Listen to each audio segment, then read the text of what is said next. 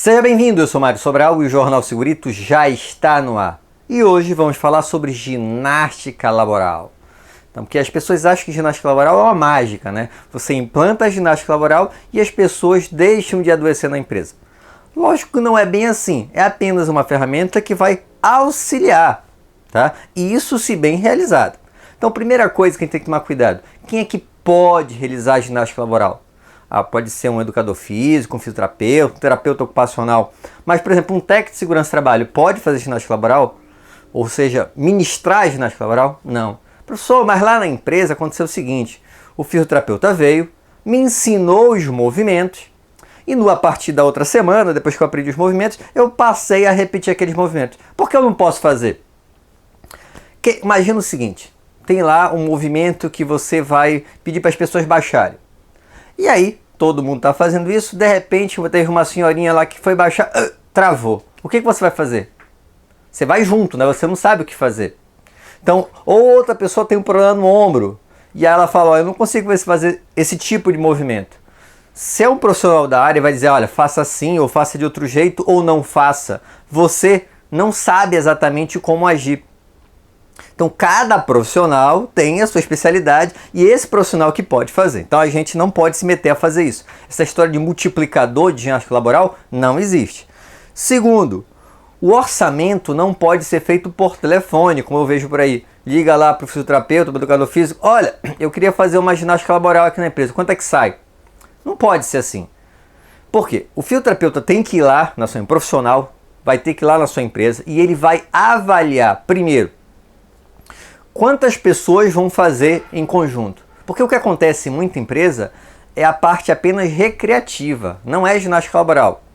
Porque digamos aqui, eu tenho um grupo de pessoas que carregam caixas e ao lado eu tenho pessoas do administrativo que trabalham no computador. Eles realizam o mesmo esforço muscular? Não, né? E como é que eu vou fazer com esse pessoal todo mundo junto? Até pode ser que seja, mas quem vai avaliar isso é o profissional. E por telefone vai ser difícil, né? Então eu preciso que tenha essa visita para fazer essa distribuição. E essa ginástica laboral, existem outras classificações, mas a mais comum é a seguinte. Logo no início do expediente, que tem como objetivo uma função de aquecimento, é uma ginástica preparatória. Por exemplo, um jogador de futebol, ele vai jogar bola, ele já começa direto? Não, ele faz um aquecimento antes. Então, principalmente para quem trabalha com atividades mais pesadas e tudo mais, seria interessante fazer uma ginástica no início, para aquecimento. Só que existe também no meio do serviço, por exemplo, que aí seria uma espécie de uma ginástica compensatória. Digamos que você trabalha lá numa postura inadequada, ou você trabalha sentado o dia todo. Só esse levantar aí para se movimentar já seria interessante. E existe aquela ginástica laboral que seria também no final, que seria mais para relaxamento.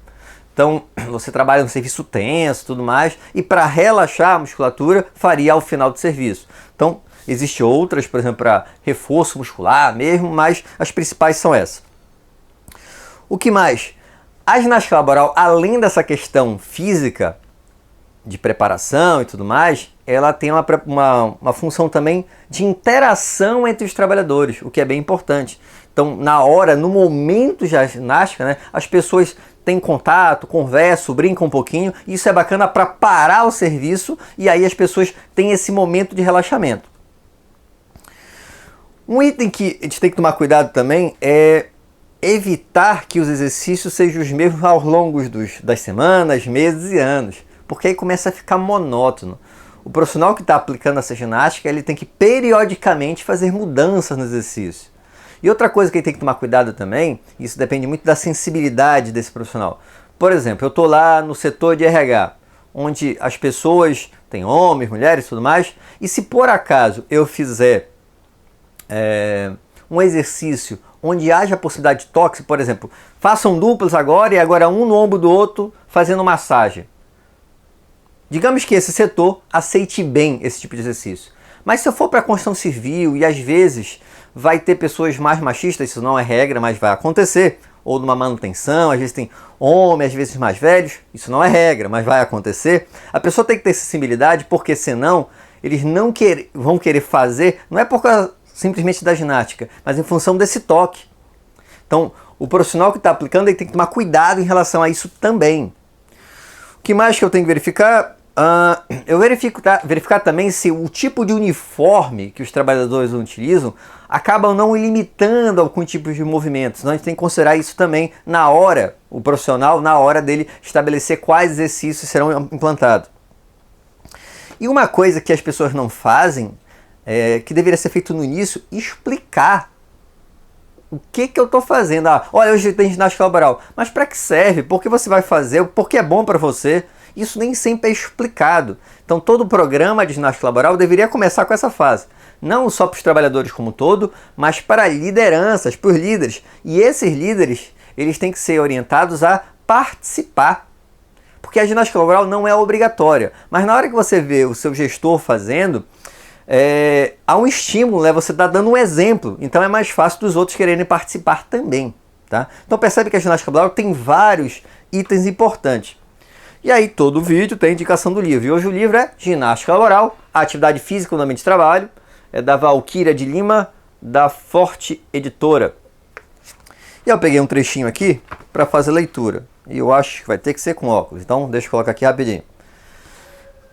Segue abaixo sugestões de procedimento que durante a execução dos exercícios do programa de ginástica laboral poderão ser introduzidos como observações necessárias para proporcionar esclarecimento e enriquecer a execução dos movimentos. Primeiro, avaliar o estado físico geral do grupo e a postura corporal, para não aplicar exercícios em necessidades mais fortes e complexos do que o limite dos funcionários. Então aquilo que eu estava falando, tem um grupo de pessoas de uma faixa etária mais elevada. É diferente, né? Eu não posso fazer qualquer tipo de exercício. Ensinar as posições corretas do exercício, mantendo uma posição estável e mudar a posição lentamente. O objetivo não é justamente para reforço muscular e tudo mais assim, como objetivo final. É mais para essa movimentação. Então não pode ser no extremo. Lembrando que vão ter pessoas de tudo quanto é tipo de condicionamento nesse grupo. Explicar os objetivos da aula, já falamos sobre isso. Destacar que os exercícios de alongamento são relacionados à saúde e não a desempenho atlético, foi o que eu acabei de falar. O outro, permanecer no exercício de alongamento por tempo determinado e tensão moderada. Então vai fazendo alongamento, não é para ficar no extremo e também não é para ficar longas horas. Então, a pessoa tem que ficar olhando isso. Perceber se o funcionário está realizando corretamente os movimentos e conseguindo relaxar no alongamento, até mesmo perceber a diferença do músculo que foi exercitado. Então explicar isso para o trabalhador e também verificar se eles estão fazendo corretamente. O tempo todo esse profissional tem que estar avaliando. Então, se for, por exemplo, um multiplicador, ele não consegue verificar isso, se está exatamente como deveria ser feito o movimento. E aqui o último, ensinar o movimento adequado e controle do equilíbrio, pois se uma região estiver fora do alinhamento, é provável que a coluna se desequilibre para compensar. Então acaba fazendo uma postura inadequada. Então percebe que tem vários itens que devem ser considerados.